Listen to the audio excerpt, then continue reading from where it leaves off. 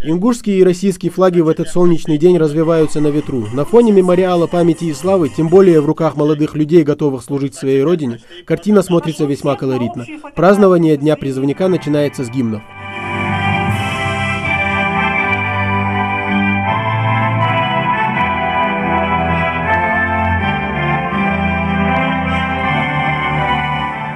Служить своей родине честь. С этими словами к собравшимся обращается зампредседателя правительства региона Зиаудин Даурбеков. Наше будущее в руках этих ребят, поэтому воспитывать их в духе патриотизма и любви к родине – долг старшего поколения, отмечает вице-премьер. Очень важно, чтобы вот на этом именно месте, где сосредоточены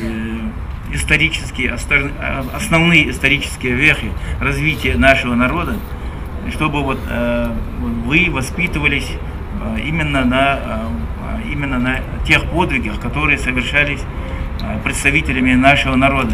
В глазах азарт, а в душе гордость. Не сомневается в способностях ингушских ребят и Сулейман Игиев. Достойно представить Ингушетию в любом уголке России и мира. С этим наше подрастающее поколение хорошо справляется.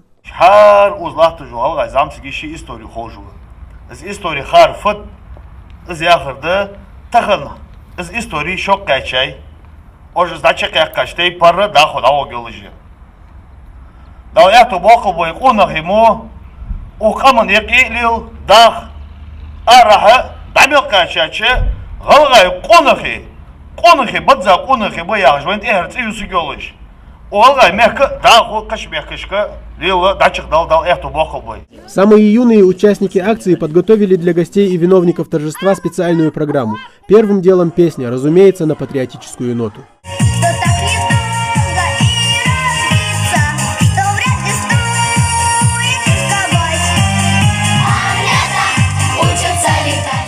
Доказать, что ингушский язык даже самые младшие знают на хорошем уровне, легко. В красноречивости и лучшей жестикуляции ребята даже соревнуются, опережая друг друга.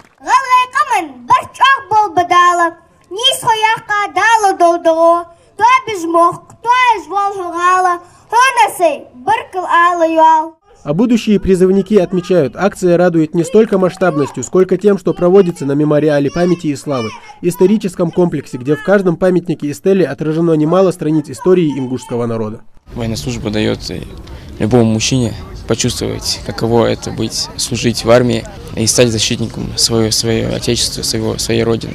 Связать свою жизнь с военным делом или нет, над этим вопросом ребята точно не будут долго ломать голову. Некоторые пойдут служить в армию, другие же готовятся поступить в университет, выбрав военную медицину, как, к примеру, Магомед Барахоев. Каждый уважающий себя человек должен на первом месте ставить защиту своей родины.